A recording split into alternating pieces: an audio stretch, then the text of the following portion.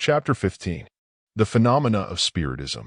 The next subject which claims our attention in connection with the hypothesis under consideration is that of modern Spiritism.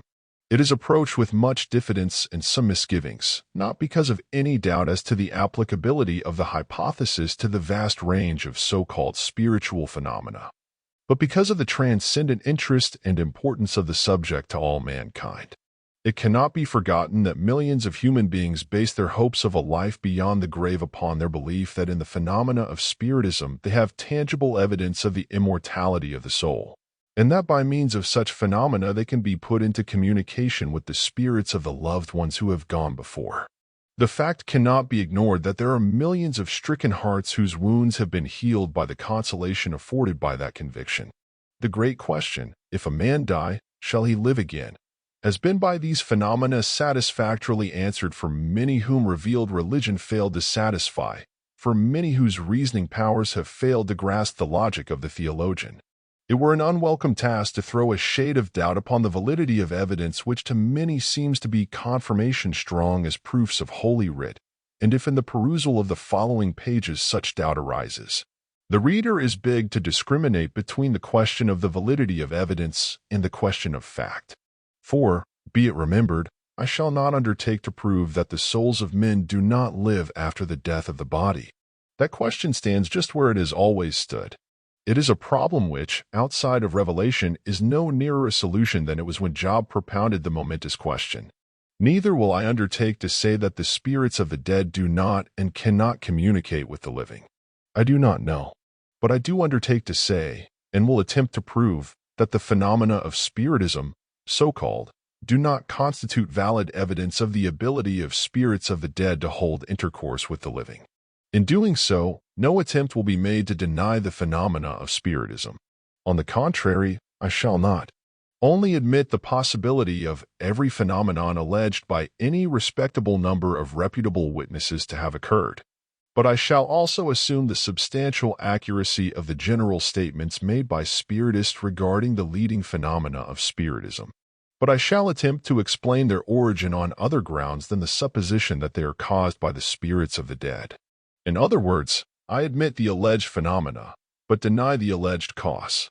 I will not waste time, however, by attempting to prove by experiments of my own or of others that such phenomena do occur. It is too late for that.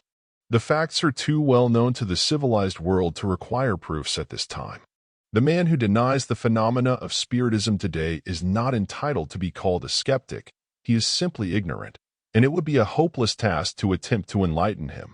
I shall indulge in the hope, however, that by explaining the origin of the phenomena on rational principles, and thus removing them from the realm of the supernatural, those who now assume to be skeptical may be induced to investigate for themselves.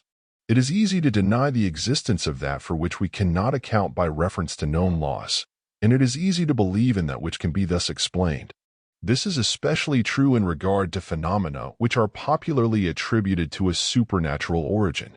Modern scientists have an easy way of treating such phenomena, which consists in denying their existence and refusing to investigate.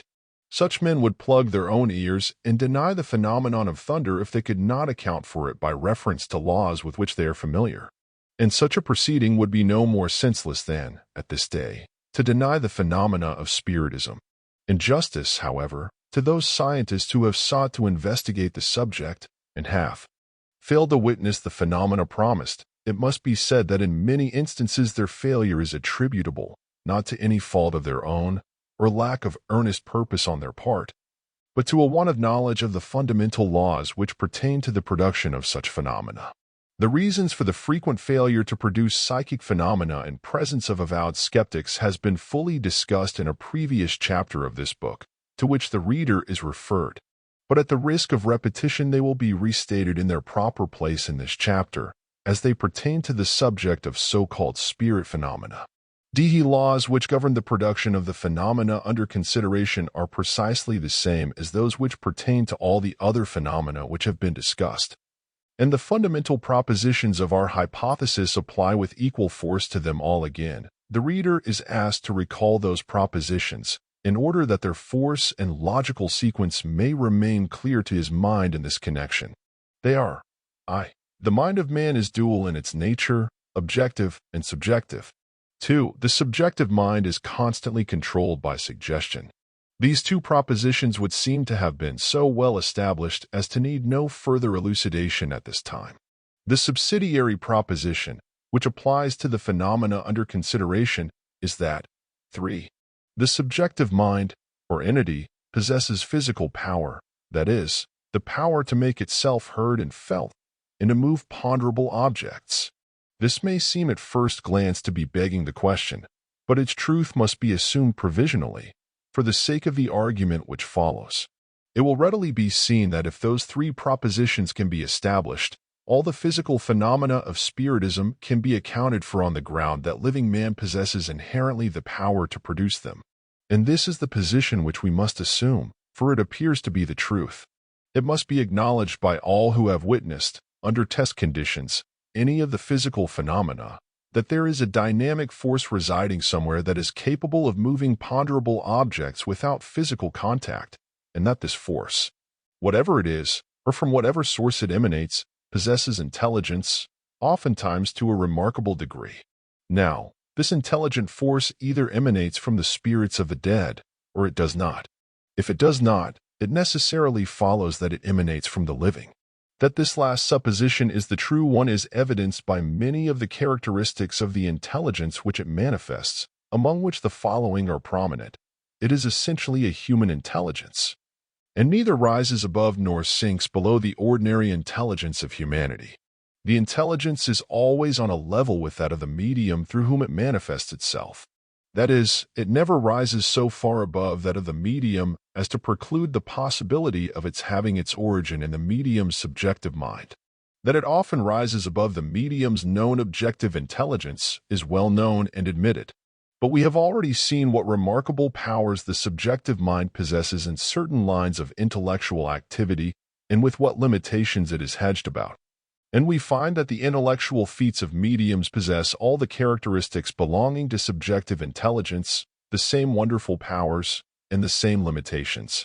That so-called spirit communications always correspond to the nature of the medium's mind and character and are limited by his capacity is admitted by all the ablest writers on Spiritism, and their greatest ingenuity is taxed to account for the fact. Alleged communications from the greatest philosophers who have gone before amount to the merest twaddle when filtered through an ignorant medium. Again, we find that the intelligence is controllable by the power of suggestion. This is shown in the readiness with which spirits can be made to respond to calls made upon them, whether they have any real existence or not. It is well known that anyone can as readily obtain a communication from an imaginary person as from a real one, from a living person as from the dead, providing the medium does not happen to know the facts. The writer has had frequent and very affectionate communications from an imaginary dead sister, and has occasionally had a very touching communication from himself, the medium believing the name to represent a dead brother. The fact that he never had either brother or sister made the communication all the more convincing. This perfect amenability to control by suggestion is evinced in another most remarkable way. It is well known to every person who has been in the habit of attending spiritual seances how necessary it is that harmonious conditions should prevail. The very presence of an avowed skeptic will often prevent any manifestations. It frequently happens that someone present remarks, in a despairing tone, that he does not expect any manifestations, because it always happens that when I am present no communications can be had. When such a remark is made, the chances are 10 to 1 that the spirits will refuse to respond. Why this happens, spiritists have laboriously attempted to explain, but never satisfactorily, except to themselves. The fact that a spirit, possessing sufficient power to move a table, raise a piano to the ceiling, or levitate the medium, should be paralyzed in presence of one who does not believe in spirits is simply inexplicable, except upon the one hypothesis. Namely, that the power evoked is that of the subjective mind of the medium, which is amenable to control by the mysterious power of suggestion. It is inconceivable that the spirit of Napoleon Bonaparte, who, when living, swayed the destinies of nations, used kings and popes as his puppets, and led his hosts to successful battle against the combined armies of Europe, should, when dead, shrink, abashed and powerless, in presence of some one man who happens not to believe in Spiritism. But it can be readily understood how a seance should prove a failure when we assume that the power that moves the table or writes the communications is exercised by the subjective intelligence of the medium, and that the presence of an avowed skeptic operates as an ever-present and all-potent suggestion that the promised manifestations are impossible in his presence. It is in strict accordance with the universal law of suggestion that such should be the result. It is this constant amenability to control by suggestion which always hampers mediums when they are giving test seances in the presence of skeptical investigators, and I undertake to say that no medium ever was, or ever can be, powerful enough to produce his phenomena under test conditions in presence of a hostile and aggressively skeptical investigating committee. It is no fault of the medium that this is the case, and it is no test whatever of the genuineness of his phenomena. But it is presumptive, if not conclusive, evidence that the source of his phenomena resides within himself, and hence is amenable to the universal law which governs the action of all subjective intelligence and power. Neither is it any reflection upon the sincerity of the investigator that he fails to witness the phenomena that have been promised. His ignorance of the law which governs the subject matter, together with his desire to be frank and honest enough with the medium to put him in possession of a knowledge of his sentiments and prejudices, leads him unwittingly to place an insuperable barrier in the way of success.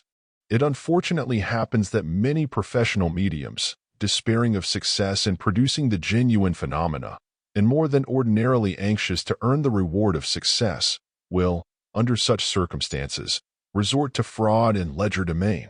The temptation to do so is great when he reflects upon how much is at stake, the immediate monetary reward promised being the least consideration. His professional pride, his love of approbation, his hope of future fame and emolument in case he succeeds.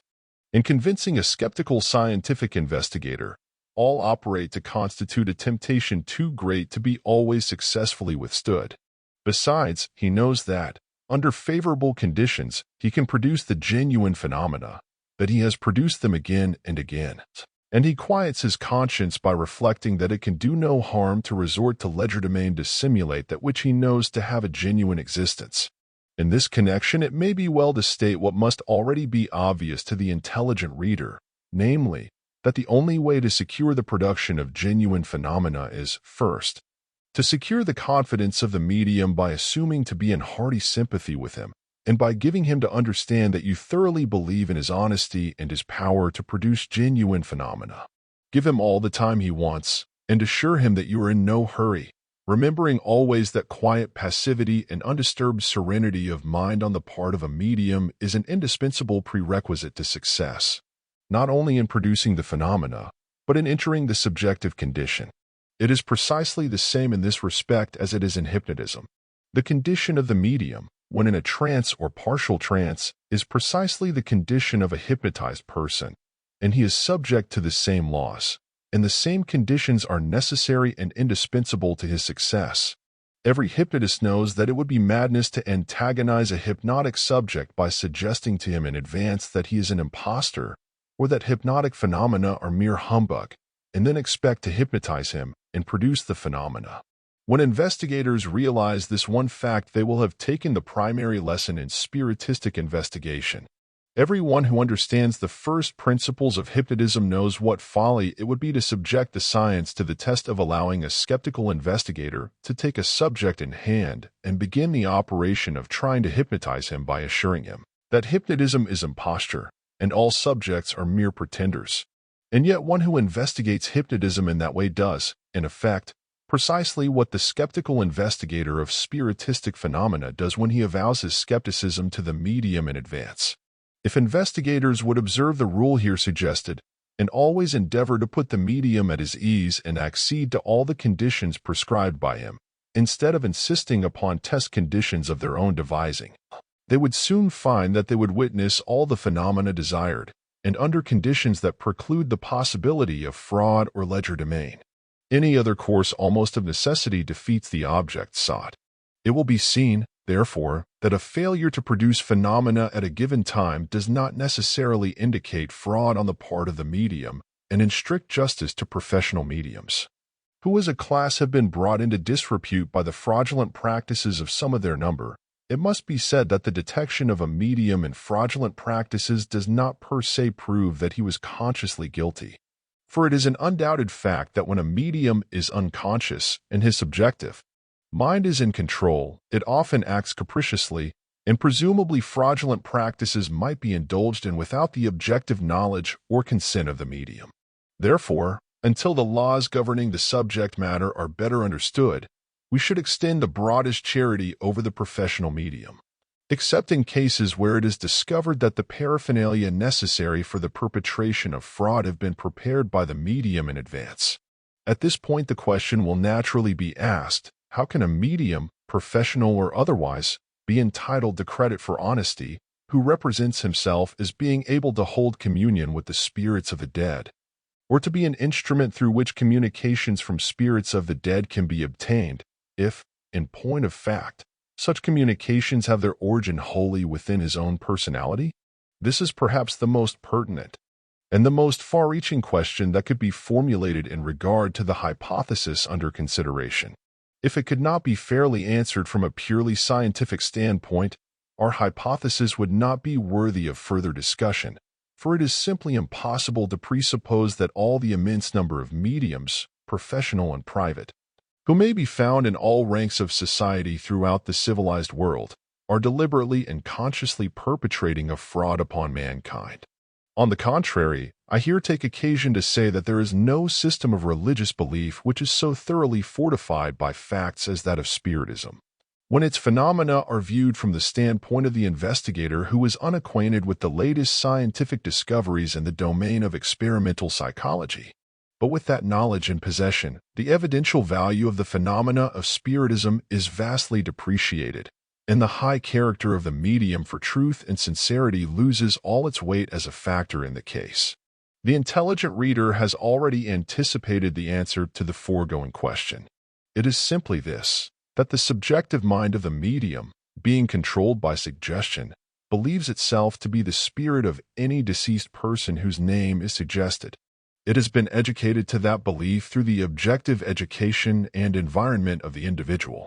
It is, by the laws of its being, absolutely controlled by the objective belief of the medium and the suggestions embraced in that belief. It is true that it often acts capriciously and independently, but it is always in pursuance of the auto-suggestion or belief of the medium that it is an extraneous and, therefore, an independent power. No one who has witnessed even the stage exhibitions of the phenomena of hypnotism will doubt the substantial truth of this proposition. An intelligent subject can be made to assume any number of characters, diverse as the antipodes, and in each one he will imitate the original in thought, word, and action with perfect fidelity, so far as he knows the character, habits, and idiosyncrasies of the individual personated, firmly believing himself to be the individual he represents. He may, with the same facility, be transformed into an angel or a devil or an animal, and he will never doubt the truth of the suggestion, or fail to act the character suggested, so far as it is physically possible. These facts are well known to all hypnotists, as well as to all who witness the common stage exhibitions of the phenomena. Some stage hypnotists have much difficulty in preventing their subjects from exhibiting spiritistic phenomena on the platform. This was a common experience of Professor Cadwell, an American performer, who was himself a spiritist. When it became known to his audiences and subjects that the latter were liable to be controlled by spirits, the trouble became very marked, and the professor was greatly annoyed by the frequency with which his subjects were seized upon by passing spirits, and made to receive communications and perform other antics in the name of the spirits of their dead acquaintances. The phenomena exhibited through these subjects were identical with those shown through ordinary mediums, and indeed some of his best subjects afterwards became successful professional mediums. That the liability of the professor's subjects to lapse into mediumship was the result of suggestion is shown by the fact that Professor Carpenter, who was Cadwell's pupil and operated by his methods, and was in every sense his peer as an operator, never had any trouble with mediumistic phenomena, for the simple reason that he was careful to avoid suggesting the idea to his subjects that such a thing was possible. In point of fact, it is well known to many hypnotists that all the phenomena of Spiritism can be reproduced through their subjects by simply suggesting to them that they are under the control of spirits. Of course, it may be said that the spirits do actually take possession of a hypnotic subject when permitted to do so. And the most far-reaching question that could be formulated in regard to the hypothesis under consideration, if it could not be fairly answered from a purely scientific standpoint, our hypothesis would not be worthy of further discussion, for it is simply impossible to presuppose that all the immense number of mediums, professional and private, who may be found in all ranks of society throughout the civilized world, are deliberately and consciously perpetrating a fraud upon mankind. On the contrary, I here take occasion to say that there is no system of religious belief which is so thoroughly fortified by facts as that of Spiritism, when its phenomena are viewed from the standpoint of the investigator who is unacquainted with the latest scientific discoveries in the domain of experimental psychology. But with that knowledge in possession, the evidential value of the phenomena of Spiritism is vastly depreciated, and the high character of the medium for truth and sincerity loses all its weight as a factor in the case. The intelligent reader has already anticipated the answer to the foregoing question. It is simply this, that the subjective mind of the medium, being controlled by suggestion, believes itself to be the spirit of any deceased person whose name is suggested. It has been educated to that belief through the objective education and environment of the individual. It is, by the laws of its being, absolutely controlled by the objective belief of the medium and the suggestions embraced in that belief. It is true that it often acts capriciously and independently, but it is always in pursuance of the auto-suggestion or belief of the medium that it is an extraneous and, therefore, an independent power. No one who has witnessed even the stage exhibitions of the phenomena of hypnotism will doubt the substantial truth of this proposition. An intelligent subject can be made to assume any number of characters, diverse as the antipodes, and in each one he will imitate the original in thought, word, and action with perfect fidelity, so far as he knows the character, habits, and idiosyncrasies of the individual personated, firmly believing himself to be the individual he represents. He may, with the same facility, be transformed into an angel or a devil or an animal, and he will never doubt the truth of the suggestion, or fail to act the character suggested, so far as it is physically possible. These facts are well known to all hypnotists, as well as to all who witness the common stage exhibitions of the phenomena. Some stage hypnotists have much difficulty in preventing their subjects from exhibiting spiritistic phenomena on the platform. This was a common experience of Professor Cadwell, an American performer, who was himself a spiritist.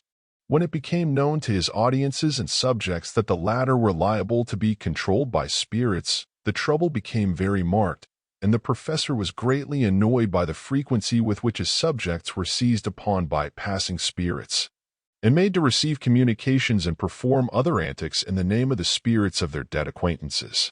The phenomena exhibited through these subjects were identical with those shown through ordinary mediums, and indeed some of his best subjects afterwards became successful professional mediums.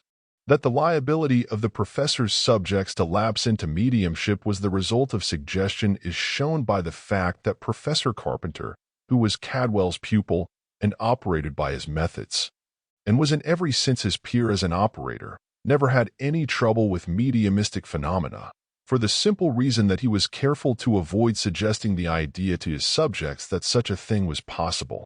In point of fact, it is well known to many hypnotists that all the phenomena of Spiritism can be reproduced through their subjects by simply suggesting to them that they are under the control of spirits. Of course, it may be said that the spirits do actually take possession of a hypnotic subject when permitted to do so, and that it is the genuine control of spirits after all. The answer to this is that it is also just as easy to obtain communications from a living person through a hypnotic subject as from a dead one, and from an imaginary person as from a real one, by merely making the proper suggestion. The same is true of any medium, for that matter, as will presently be shown. It is obvious, therefore, that the universal law of suggestion operates upon the subjective mind of a medium with the same force and certainty as upon all others. He is in the subjective, or hypnotic, condition. The suggestion that he is about to be controlled by the spirits of the dead is ever present to his mind and is all-potent. It is a part of his education. It is his religious belief. No other explanation of the mysterious phenomena is known to him. He knows only that he is moved by a power, an intelligence, over which he exerts no conscious control. It gives utterance to thoughts beyond his comprehension and possesses knowledge of matters of which he consciously knows nothing. His conclusion is, first, that the intelligence is something extraneous to his personality, and secondly, that it must be that of an inhabitant of another world. From his standpoint, it is the only rational conclusion. His hereditary belief in the immortality of the soul confirms it. His reading of the Bible sanctions the belief in the power of spirits to hold communion with the living. His hope of a life beyond the grave, and his longing to hold communion with the loved and lost, combined to give his conclusions a welcome reception in the chambers of his mind.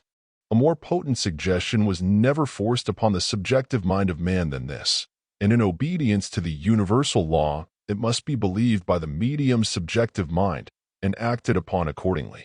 And the subjective mind does believe the suggestion most implicitly. If it did not, the law of suggestion would have no place in experimental psychology, and all the conclusions deducible therefrom would have to be revised. So believing, it follows that, when questioned, it will unhesitatingly affirm that it is the spirit of whatever person is suggested, and so far as the medium knows the character or antecedents of the spirit invoked, that spirit will be personated with all the preternatural acumen characteristic of subjective mental activity. If the chain of reasoning by which the medium and his friends have arrived at the conclusion that the phenomena must proceed from disembodied spirits seems to them to be perfect, their conviction rises to the dignity of a certainty in their estimation.